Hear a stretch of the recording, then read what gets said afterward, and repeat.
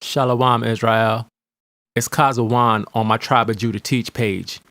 And I'm doing this video because I've been studying the story of Ruth for a while now, and I found some information that I feel needs to come out. Basically, what I found is that Ruth was an Israelite. Now, I know the popular teaching, even among Israel, is that Ruth was an actual Moabite that married an Israelite man. But after doing the research, I'm convinced that Ruth was an Israelite. And I honestly believe that if you watch this whole video, you will be thoroughly convinced for yourself that Ruth was an Israelite. So let's begin. This is Ruth 1:1. It says, "Now it came to pass in the days when the judges ruled that there was a famine in the land, and a certain man of Bethlehem, Judah, went to sojourn in the country of Moab, he and his wife and his 2 sons." Now people read this verse and they see that Ruth was from the country of Moab, and they say, see, Ruth was a Moabite, and they close the book. But when you read the history in the Bible of what happened to Israel before the time of Ruth, you end up with a different conclusion about Ruth. Also, if you were able to see the different lands that the Bible talks about leading up to the time of Ruth, you would clearly see that she was not a Moabite by blood and that she was actually an Israelite. So today, I'm going to give you the history and show you these places on a map so that you can see for yourself who Ruth was. The history before the time of Ruth is the key to understanding the book of Ruth. So let's start in Numbers 21, right after the Israelites came out of the wilderness. Now remember, the Israelites have no land. They're coming straight out of the wilderness on their way to the land of Canaan. Let's start there. This is Numbers 21, verse 4. It says, "And they journeyed from Mount Hor by the way of the Red Sea to compass the land of Edom, and the soul of the people was much discouraged because of the way." Let's go down to verse 11.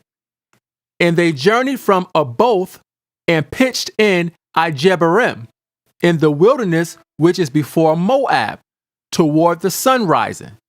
So this is the path they were taking. Verse 13.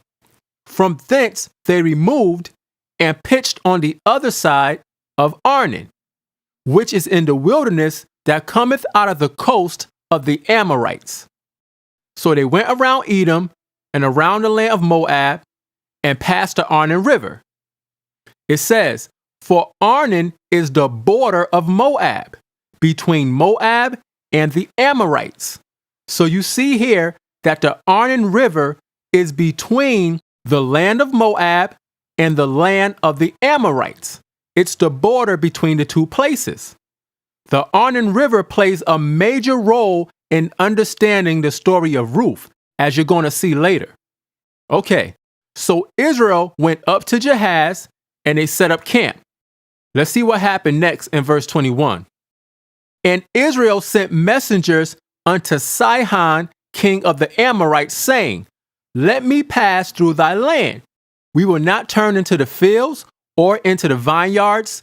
We will not drink of the waters of the well, but we will go along by the king's highway until we be past thy borders."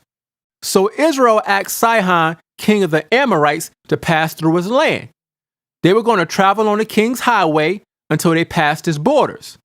Now the king's highway was a road that went through the land of Edom, Moab, and the Amorites' land all the way up to Damascus.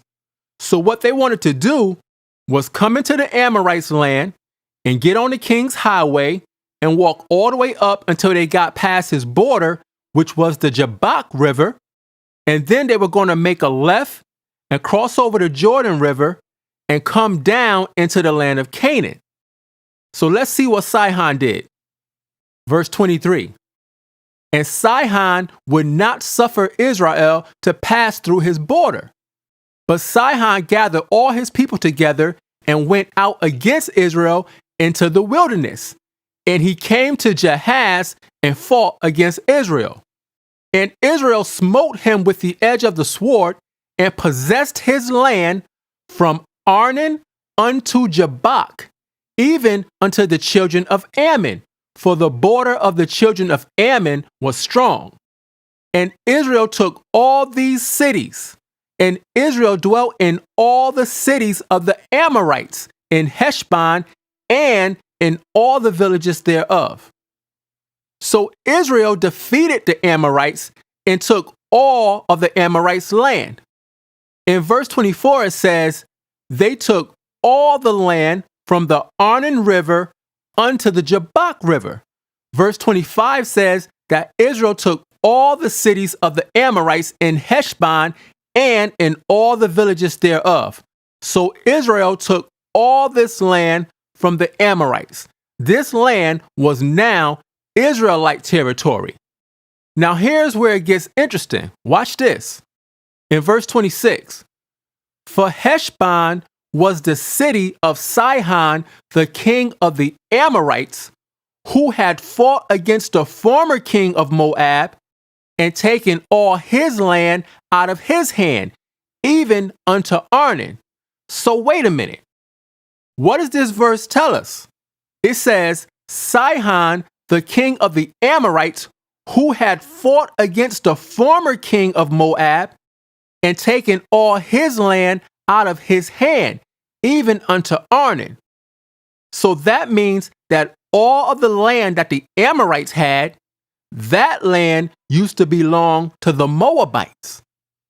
So the territory of the Moabites used to look like this.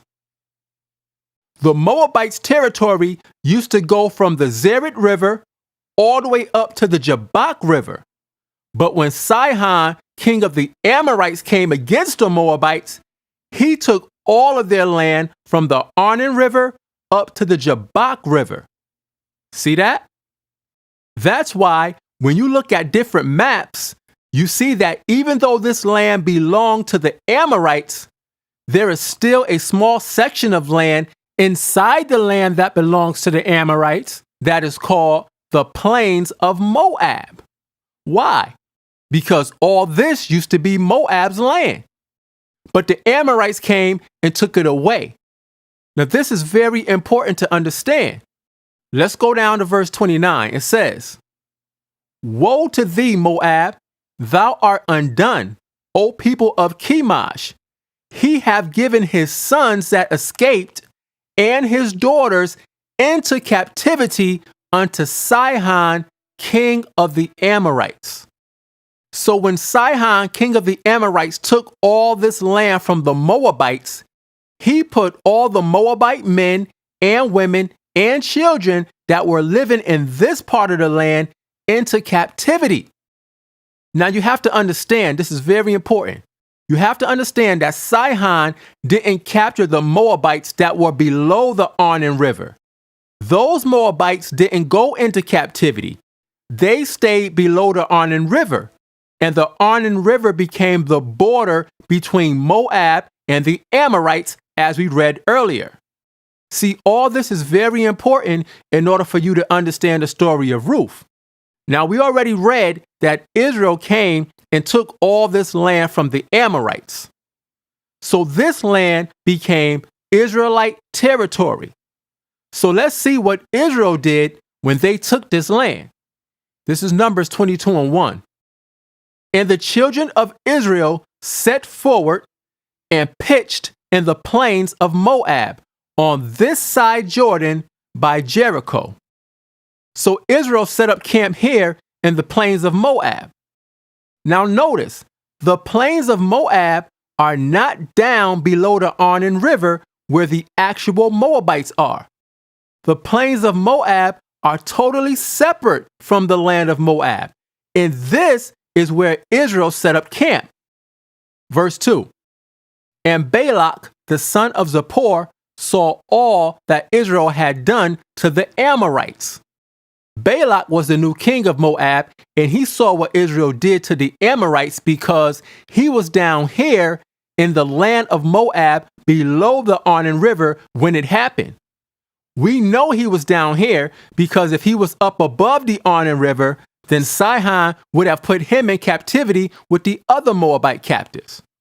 Verse 3, and Moab was sore afraid of the people because they were many, and Moab was distressed because of the children of Israel.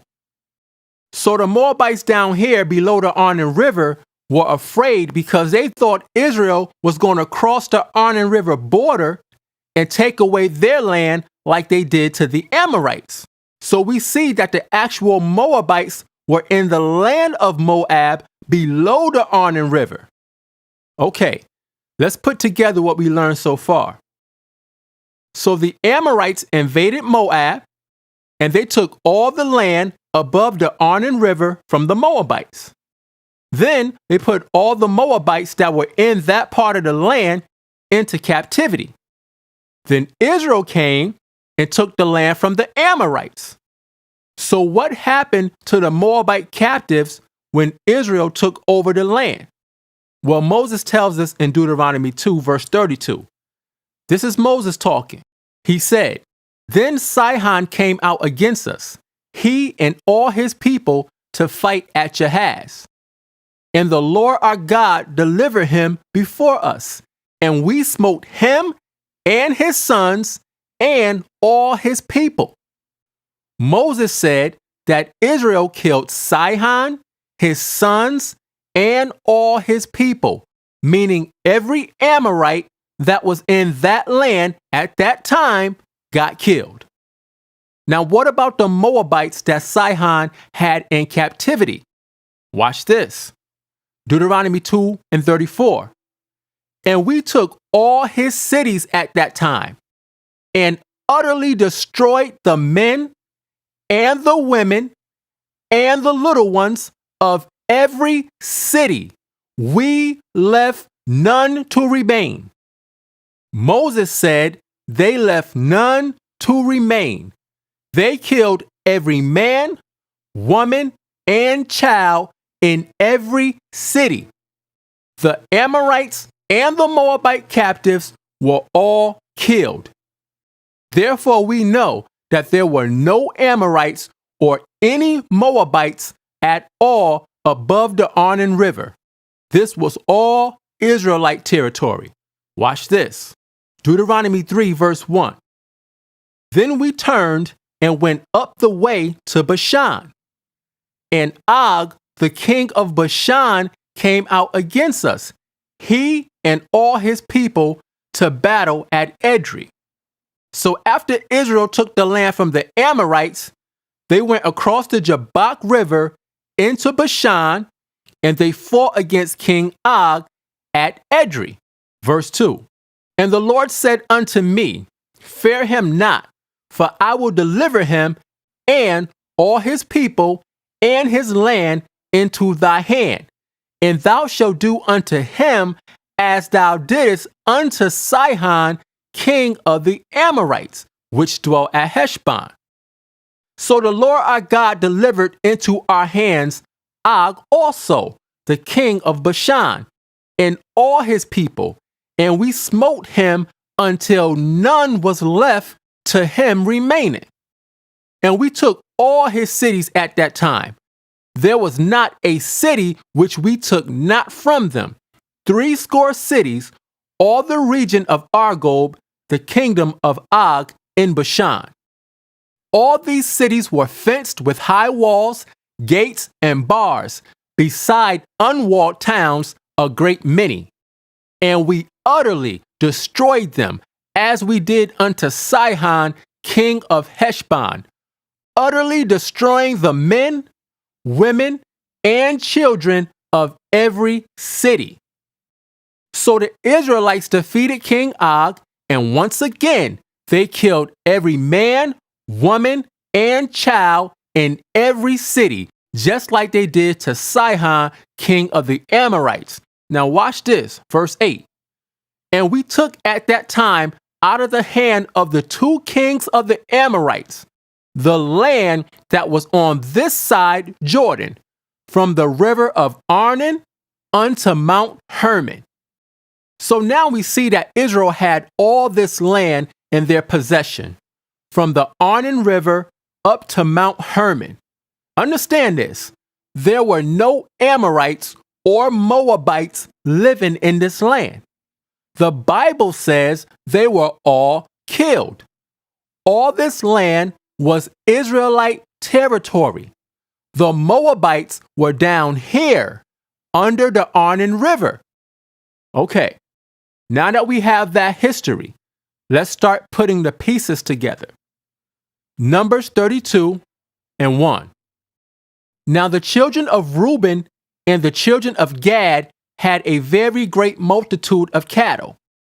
And when they saw the land of Jazer and the land of Gilead, that behold, the place was a place for cattle, the children of Gad and the children of Reuben came and spake unto Moses and to Eleazar the priest, and unto the princes of the congregation, saying, Ataroth and Daban and Jazer and Nimrah and Heshbon and Elealah and Shabam and Nebo and Beon, even the country which the Lord smote before the congregation of Israel is a land for cattle, and thy servants have cattle.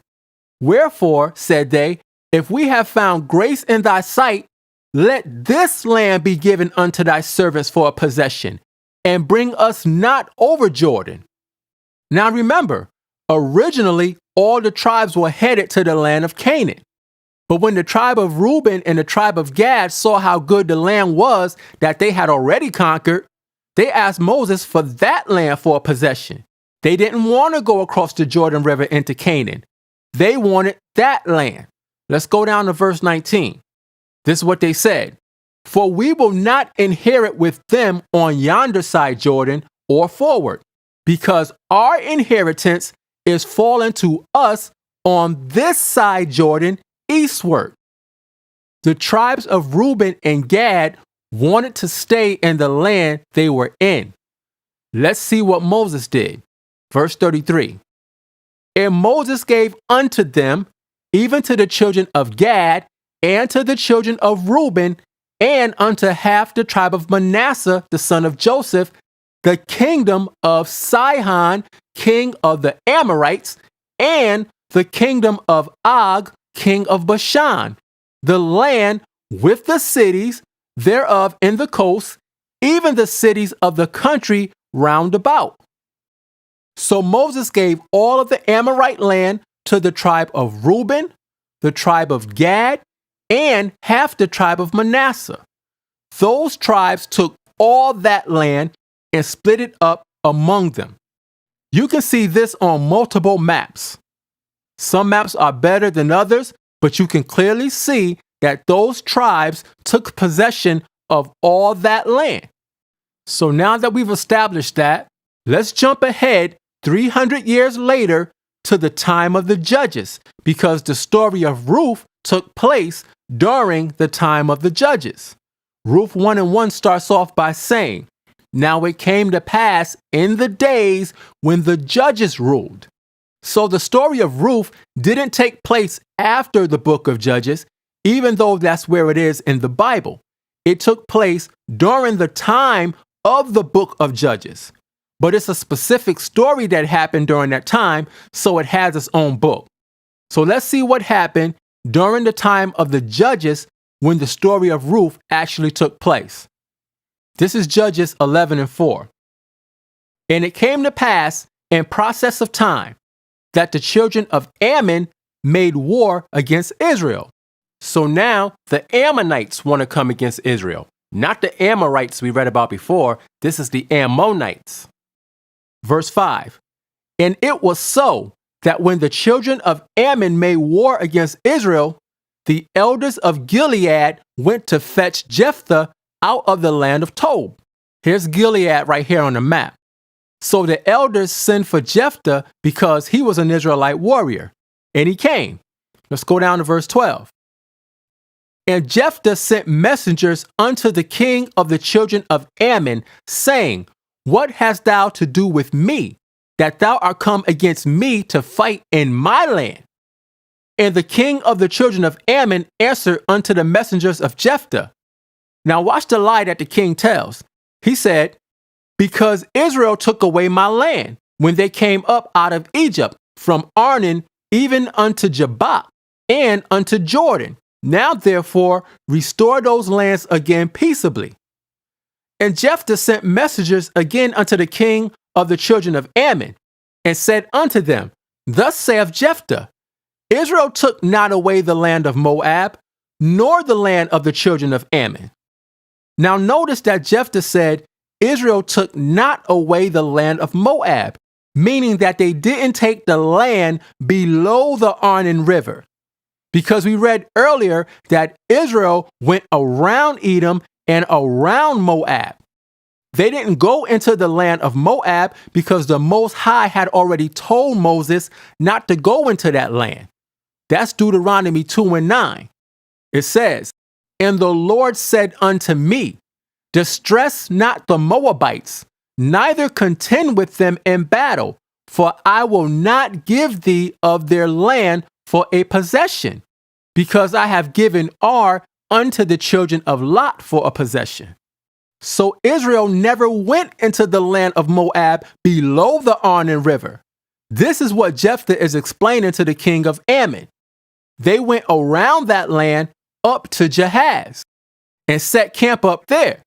Then they took that land from the Amorites, but the king of Ammon is trying to say that that land belonged to him. Now let's pick it up at verse 26. I need you to pay close attention to the question that Jephthah is about to ask the king of Ammon. This is what Jephthah said, verse 26. While Israel dwelt in Heshbon and her towns, and in Aroer and her towns, and in all the cities that be along by the coast of Arnon, 300 years. Why therefore did ye not recover them within that time? Now wait a minute. Jephthah just said that Israel had been in that land that they took from the Amorites for 300 years. He said, we've been here all this time. Why are you trying to take this land now all of a sudden? So this conversation took place 300 years after Israel took possession of that land from the Amorites. So now we know that Reuben, Gad, and half of the tribe of Manasseh was still living in that land 300 years later after Moses gave it to them. That's very important. Now, eventually, the other tribes did cross the Jordan River and they went into the land of Canaan. That's why you see maps like this, showing you where the different tribes lived at in the land of Canaan. So based on all that information, we're going to prove now that Ruth was an Israelite. Here we go. Ruth 1:1. Now it came to pass in the days when the judges ruled. Again, we see that the story of Ruth took place during the time when the judges of Israel were ruling. It says, Now it came to pass in the days when the judges ruled, that there was a famine in the land. And a certain man of Bethlehem, Judah, went to sojourn in the country of Moab, he and his wife and his 2 sons. And the name of the man was Elimelech, and the name of his wife Naomi, and the name of his 2 sons Mahlon and Chilion, Ephrathites of Bethlehem, Judah. And they came into the country of Moab and continued there. Now, most people read these verses and they think that Elimelech and Naomi left the land of Judah and went over here into the land of Moab. But that's not what the scripture says. The scripture says that they went into the country of Moab. Now, why did the scriptures use the words country of Moab instead of land of Moab? See, what you're about to find out is that the country of Moab is not talking about the land of Moab below the Arnon River. The country of Moab is talking about the plains of Moab up here on the east side of the Jordan River in the land that was given to Reuben. Now we know that Moses gave this highlighted part of the land to the tribe of Reuben in Numbers chapter 32, verse 33. But even after he gave this land to Reuben, the Bible still calls this section of land on the east side of the Jordan River the plains of Moab. The name of this section of land did not change when Reuben got it. Watch this. Numbers 33 and 50. And the Lord spake unto Moses in the plains of Moab by Jordan near Jericho. Numbers 36:13. These are the commandments and the judgments which the Lord commanded by the hand of Moses unto the children of Israel in the plains of Moab by Jordan near Jericho. So this part of the land was still being called the plains of Moab even after Israel took it over. So now you have the land of Moab below the Arnon River where the actual Moabites lived, and you have the plains of Moab up here above the Arnon River where the tribe of Reuben is. So, where is the country of Moab where Ruth came from? Is it up here or down there? Let's see. Numbers 21, verse 17. Then Israel sang this song. Spring up, O well, sing ye unto it.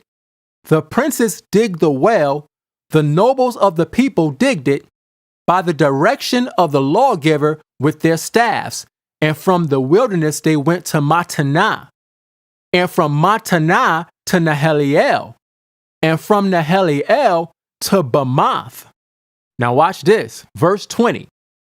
And from Bamoth in the valley, that is in the country of Moab, to the top of Pisgah, which looketh toward Jeshimon.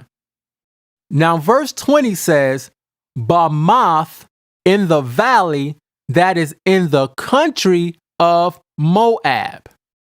So according to the scriptures, Bamoth is located in the country of Moab, where Ruth came from. So let's find Bamoth on a map and see where it is. Because wherever Bamoth is, that's where the country of Moab is, according to the scriptures. So let's find it on a couple of maps. Here's the first map. There it is, on the right side of the Dead Sea. Here's another one. There it is again, on the right side of the Dead Sea. Here's another map. There it is again, on the right side of the Dead Sea in the land of Reuben. Let's get another map. There it is again, on the right side of the Dead Sea. And notice what's right next to it? The plains of Moab. See, this whole area is the plains of Moab according to the scriptures. So now we know that the plains of Moab is the same as the country of Moab, because verse 20 tells us that Bamoth is in the country of Moab. Now, since we know that Ruth was from the country of Moab, this proves that Elimelech and Naomi did not go down here to the land of Moab below the Arnon River. They went up here to the plains of Moab, which the Bible also calls the country of Moab, where Ruth was from. Now let me explain where all the confusion comes from. See, you have to remember that at one point, all this land used to belong to the Moabites. Now, even though the Amorites took this land, and then Israel came and took the land from them, sometimes the Bible still calls this land above the Arnon River the land of Moab. Watch this. Deuteronomy 34, verse 5. So Moses, the servant of the Lord, died there in the land of Moab, according to the word of the Lord. So here it says that Moses died in the land of Moab. It says that because this land originally belonged to Moab. But watch this. Let's go down to verse 8. It says, "And the children of Israel wept for Moses in the plains of Moab." But in verse 8, it doesn't say the land of Moab. It says the plains of Moab. Why? Because the plains of Moab lets you know that it's talking about a specific part of the land. The plains of Moab is the country part of the land. Just like in your city, for example, depending on where you live, sometimes you might go out into the country to the farming area, or you might take a drive out into the country to get away from the city for a while. It's the same thing. The plains of Moab is the country or rural area of the land, where the fields are and the areas of vegetation. The country. Look at this, Ruth 1:1. "Now it came to pass in the days when the judges ruled that there was a famine in the land. And a certain man of Bethlehem, Judah, went to sojourn in the country of Moab." See, there was a famine in the land, so they went to the country of Moab. Let's look this word country up. Here it is. It says, field, land, cultivated field, of home of wild beasts, plain, the plains of Moab. That's where they went. I hope you see how this is connecting. Ruth 1:1 says the country of Moab because it's talking about a specific part of the land, the plains of Moab, which was located in the part of the land that was given to the tribe of Reuben. That's where Ruth was from. Ruth was an Israelite.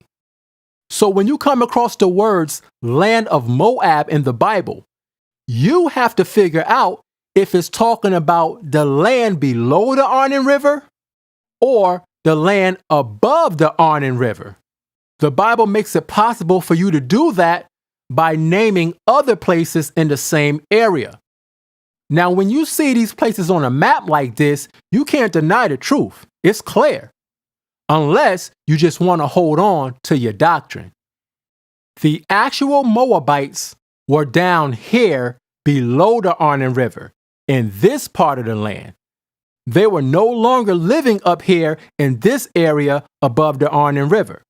Remember, Moses said that Israel killed every man, woman, and child of the Amorites and the Moabite captives that was in this part of the land when Israel took it over. Also, Jephthah told the Ammonite king in the book of Judges that Israel was in possession of that land for 300 years at that point. So there is no way Ruth could have been an actual Moabite by blood, because Ruth was born in that land during the time of the Judges. Ruth was an Israelite. She was from the country of Moab, which is in the land that was given to Reuben. Therefore, we can conclude that Ruth was an Israelite from the tribe of Reuben. She was a Hebrew Israelite. Now, I know there's some questions that people might have, so let's deal with some of them. The first question people might have is this: if Ruth was an Israelite, then why does the Bible call Ruth and her sister women of Moab? So let's deal with that. Let's read those two verses in the Bible. This is Ruth 1 verse 3. "And Elimelech, Naomi's husband, died, and she was left and her 2 sons. And they took them wives of the women of Moab. The name of the one was Orpah, and the name of the other Ruth. And they dwelt there about 10 years. So the scripture says that they took them wives of the women of Moab. Now, when you look at this phrase, women of Moab, it's important to know that this phrase, women of Moab, is only used once in the whole entire Bible. It's only used once in this verse when referring to Ruth and her sister. In the other cases, when the Bible deals with Moabite women, it refers to them as daughters of Moab. But here in this one particular verse, we see the words women of Moab. We have to pay attention to these little differences because it's a reason for them. So let's look and see what the difference is between the daughters of Moab and the women of Moab. Here we go. What is a daughter of Moab according to the Bible? Let's look at Isaiah 16:2 in the Blue Letter Bible so that you can see this verse broken down with the concordance numbers. These numbers allow you to see what the Hebrew words are instead of the English, and that's important because the scriptures were originally written in Hebrew. Now, as Israelites, we don't get caught up in the Strong's commentary, but it is important to see what these words actually are in the Hebrew. Okay, so right here in Isaiah 16:2, you see that it says, the daughters of Moab. Now, when you click on the word Moab here in reference to the daughters of Moab, you see that it's Strong's number 4124, and the Hebrew word is Moab. It says Moab. It means of his father. Now, number 1 says a son of Lot by his eldest daughter. So number 1 is dealing with the actual man whose name was Moab, because he was the son of Lot. But we're looking to find out who the daughters of Moab are. So let's look at number 2. It says, the nation descended from the son of Lot. Moab was the son of Lot. So number 2 is dealing with the nation of people that came from the seed of the man Moab, the actual blood descendants of the man Moab. So the female blood descendants of Moab would be the daughters of Moab. That's clear. Number 3 says, the land inhabited by the descendants of the son of Lot. Again, Moab is the son of Lot. So number 3 is dealing with the actual bloodline Moabite descendants of the man Moab. Notice that the words descendant and descendants are used to describe the daughters of Moab because these are the female blood relatives of the man Moab. Now, that's the daughters of Moab. Now watch this. Let's go to Ruth 1:4 and look up women of Moab. Here it is. Now when you click on Moab in this verse, you can see that it's a different number. This Moab is Strong's number 4125. Not only is it a different number, it's also a different Hebrew word. This is the Hebrew word Moabya. See, when we looked up the daughters of Moab, they gave us Moab for the word Moab. But when we look up women of Moab, they give us Moabya for the word Moab. Why are they using 2 different Hebrew words for the same English word? Let's find out. When you look up the women of Moab, Moabya, it says Moabite, and it means from father, what father? Okay, let's see what a Moabite is. Number 1 says, and citizen of Moab. And number 2 says, an inhabitant of the land of Moab. Now notice that it says nothing at all about being a descendant here. All it says is an citizen of the place Moab or an inhabitant of the land Moab. So any woman who lived in a place called Moab was considered to be a woman of Moab. It didn't matter what race you came from. Please notice that it doesn't say anything about being a descendant of the man Moab like it did when we looked up daughters of Moab. See, daughters of Moab is a specific term that lets you know that those women were blood descendants of the man Moab. However, women of Moab are simply women who lived in a place called Moab. If Ruth was an actual blood descendant of the man Moab, then Ruth 1 and 4 would have said, and they took them wives of the daughters of Moab.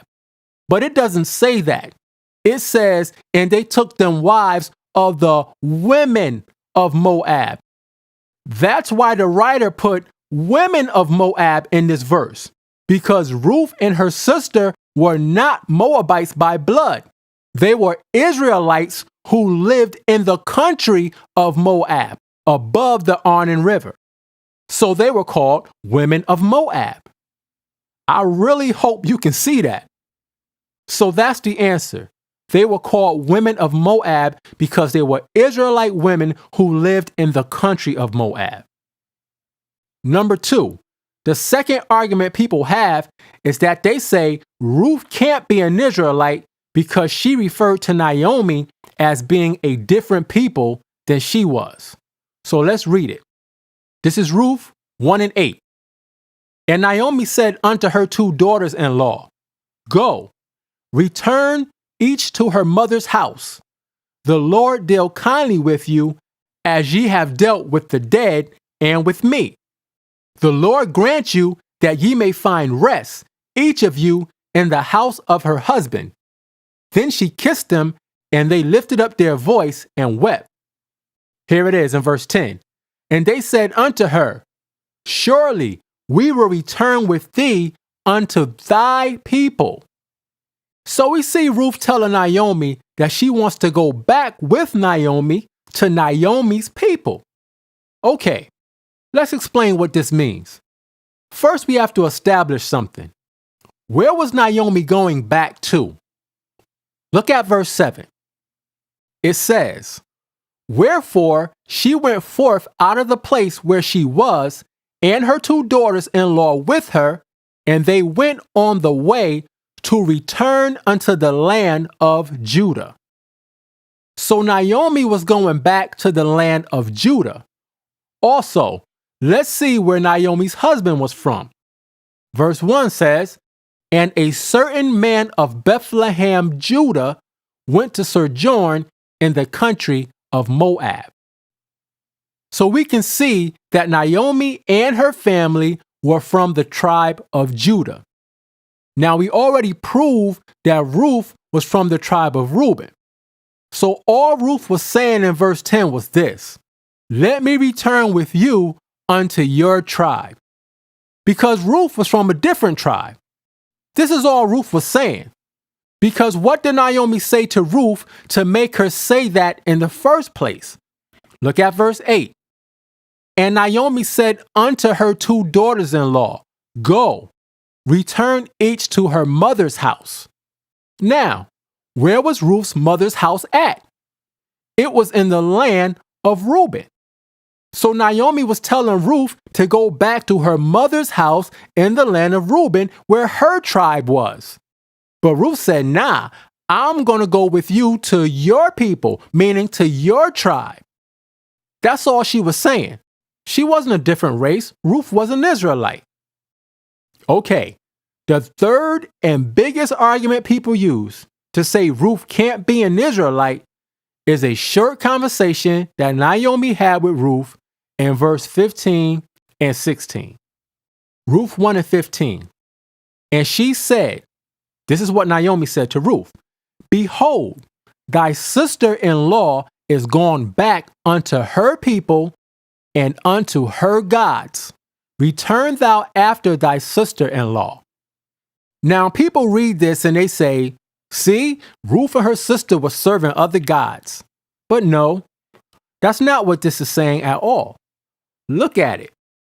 Naomi said to Ruth, thy sister-in-law is gone back unto her people, meaning she went back to her tribe. Then it says, and unto her gods. Now stop. Let's prove that this is not talking about idols or other gods or anything like that. Watch this. It said, she went back unto her gods. Now, Ruth 1:1 says this. Now it came to pass in the days when the judges ruled. Again, we see that the story of Ruth took place in the days when the judges of Israel were ruling. Remember that. The judges were ruling. Back to Ruth 1:15. It says, thy sister-in-law is gone back unto her people, meaning her tribe, and unto her gods. Let's look up this word gods and see what gods Ruth's sister went back to. Here it is. This is the word gods in that verse. It's the Hebrew word Elohim, and the first meaning is rulers, judges. So when the scripture says that she went back unto her gods, it means that she went back to her rulers or her judges, the judges over her tribe. See, remember, the story of Ruth took place in the days when the judges ruled. Those are the gods that she went back to, the judges. See, this is why you have to know the history, because during this time, there were different judges placed in each tribe to rule over the people. The Most High set it up that way. Look at this, Deuteronomy 16, verse 18. It says, judges and officers shalt thou make thee in all thy gates, which the Lord thy God giveth thee, throughout thy tribes, and they shall judge the people with just judgment. See, every tribe had rulers and judges over them. The judges in the land of Reuben were different from the judges in the land of Judah. So when you look at Ruth 1:15, all Naomi said was that Ruth's sister went back to her tribe and back to her judges that were set up in the land of Reuben. That's it. Now, after that, Naomi told Ruth to go back with her sister, but this is what Ruth said in verse 16. And Ruth said, entreat me not to leave thee, or to return from following after thee. For whither thou goest, I will go, and where thou lodgest, I will lodge. Thy people shall be my people, and thy God my God. Ruth is telling Naomi, I'm going wherever you go. We're family. That's what she's saying. Now let me show you something. I want to focus on the part where it says, thy people shall be my people, because this is the part that confuses people. They think Ruth is saying that she's not an Israelite. So let's focus on that section that says, thy people shall be my people. If you have a King James Version Bible, which you should have, and you look at this verse in your Bible, you'll notice that the words shall be are in italics. Now, whenever you see words in the Bible that are written in italics, that means that those words were not in the original Hebrew writings. Those words were added to the scriptures later on by the translators. In other words, the prophets did not write the words shall be in this verse. The men who translated the Hebrew writings into English, they inserted the words shall be. Look at this. This is some information about italicized words in the Bible. You can see the website here if you want to check it out for yourself. It says, the italicized words in the King James Bible are words that were added by the translators to help the reader. So they're saying that they added these words to help people understand what's being said. And sometimes it does help clarify certain things. However, there are many times when it actually hurts the text, like in this verse, for example. Then it says, This is usually necessary when translating from one language to another because word meanings and idioms change. So to produce a more readable translation, the King James translators, 1604 to 1611, added certain words to the Bible text. However, to make sure that everyone understood that these words were not in the available manuscripts, they set them in italics. So when you see words in italics, now you understand that these words were added. Okay, now that we have this understanding, let's go back to Ruth and read that verse again. Ruth 1:16, it says, "And Ruth said, Entreat me not to leave thee or to return from following after thee. For whither thou goest, I will go, and where thou lodgest, I will lodge. Thy people shall be my people." Now, let's get rid of the shall be and read that part again. It says, thy people, my people. Ruth was telling Naomi, your people are my people. See, they were both Israelites. They just came from different tribes, that's all. And then Ruth said this, and thy God, my God. Now I could let that last part go like it is, but the truth is, Ruth is not talking about the Most High at the end of this verse. She's still talking about the judges because Ruth is still responding to what Naomi said about her sister going back to her gods, meaning her judges. So Ruth is saying, I'm going with you, thy judges, my judges. Why? Because Ruth is leaving the land of Reuben and those judges and going to stay in the land of Judah, which had a different set of judges, as we read in Deuteronomy 16 and 18. See, we know about the more popular judges in the Bible because the Bible focuses on their stories and the significant things they did for Israel. But there was a whole system of authority set in place.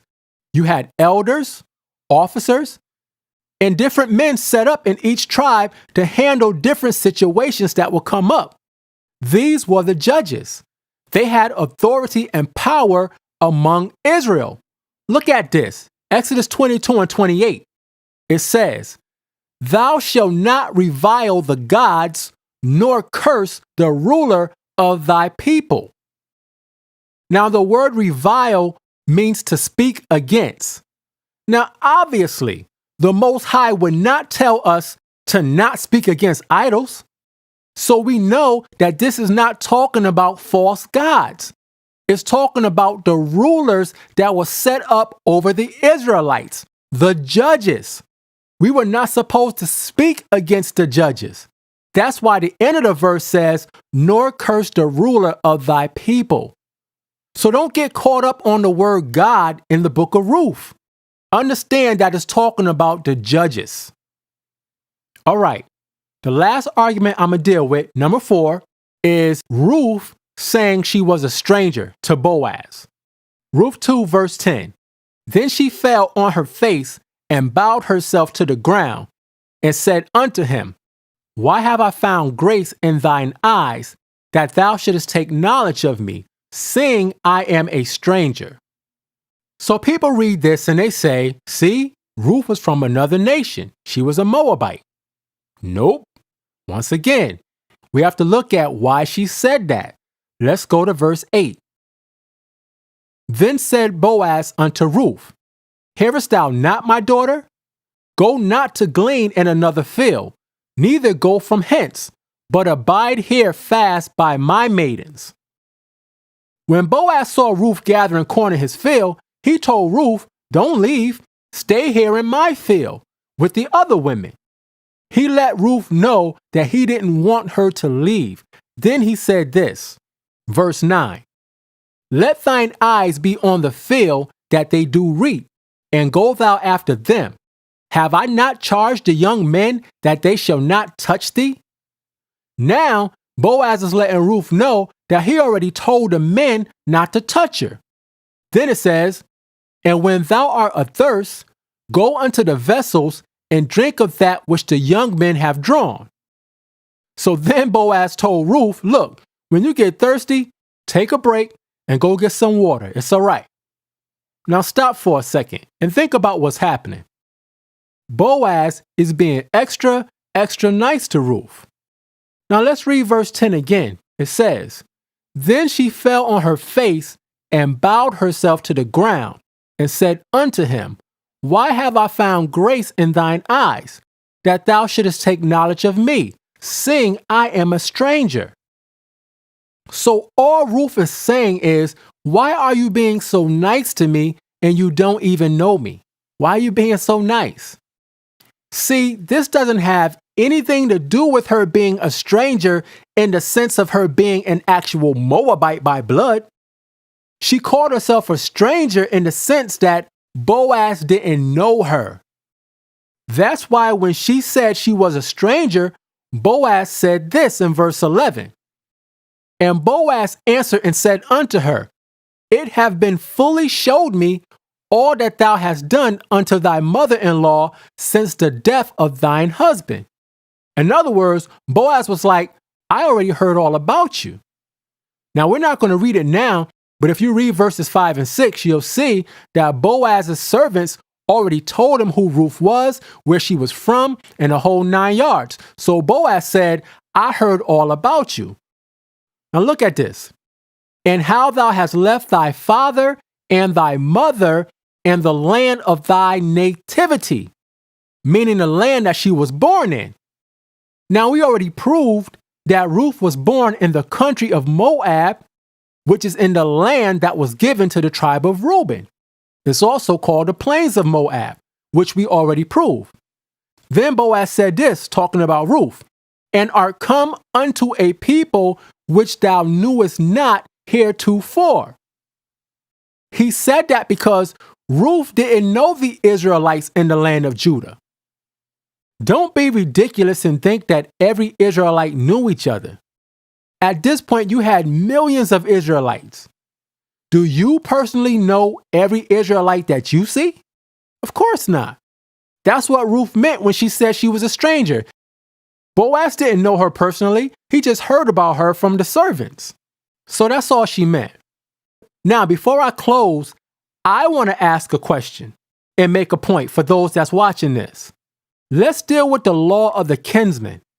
Here it is. Numbers 27 and 8. "And thou shalt speak unto the children of Israel, saying, If a man die and have no son, then ye shall cause his inheritance to pass unto his daughter. And if he have no daughter, then ye shall give his inheritance unto his brethren.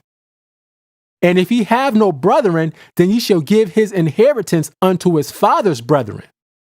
And if his father have no brethren, then ye shall give his inheritance unto his kinsman that is next to him of his family. And he shall possess it, and it shall be unto the children of Israel a statute of judgment, as the Lord commanded Moses." Now that's what happened in the story of Ruth. Ruth found out that Boaz was a near kinsman, and she wanted Boaz to marry her. But watch what Boaz said. This is Ruth 3 and 12. This is Boaz talking. "And now it is true that I am thy near kinsman. Howbeit, there is a kinsman nearer than I." Now, why did Boaz hesitate to marry Ruth? He hesitated because he knew that he was not the nearest kinsman. The law said that it had to be the closest relative, the nearest kinsman. And Boaz knew that there was another relative that was closer than him. So this verse proves that Boaz was not willing to break the Most High's law. So this is what he told Ruth to do. Verse 13. "Tarry this night, and it shall be in the morning, that if he will perform unto thee the part of a kinsman, well, let him do the kinsman part. But if he will not do the part of a kinsman to thee, then will I do the part of a kinsman to thee. As the Lord liveth, lie down until the morning." So here's my question. If Boaz was this careful, and this concerned about keeping the law properly when it came to Ruth. Why would he be so careless and marry Ruth if she was an actual Moabite by blood? Deuteronomy 23:3 says, "An Ammonite or Moabite shall not enter into the congregation of the Lord. Even to their 10th generation shall they not enter into the congregation of the Lord forever." So you saying Boaz just disregarded this law and he married an actual Moabite after he went out of his way to make sure that he kept the law properly? Come on, y'all. You know that don't make no sense at all. Boaz made sure that he didn't break the Most High's law so that he could marry Ruth, but then he's going to break the law and marry Ruth when she's a Moabite? Nah, that don't line up. And if you honest, you know that don't work. That doesn't work. This is what happened. Boaz did everything right so that he could marry Ruth, the Israelite woman who came from the country of Moab. That's what happened. That makes sense. That lines up with the scriptures. So in conclusion, Ruth was an Israelite who was born during the time of Judges in the land that belonged to the tribe of Reuben. We just went through the full breakdown, precept upon precept. Ruth was an Israelite, and I hope you can see it. That's pretty much it. So with that, I say, Shalom.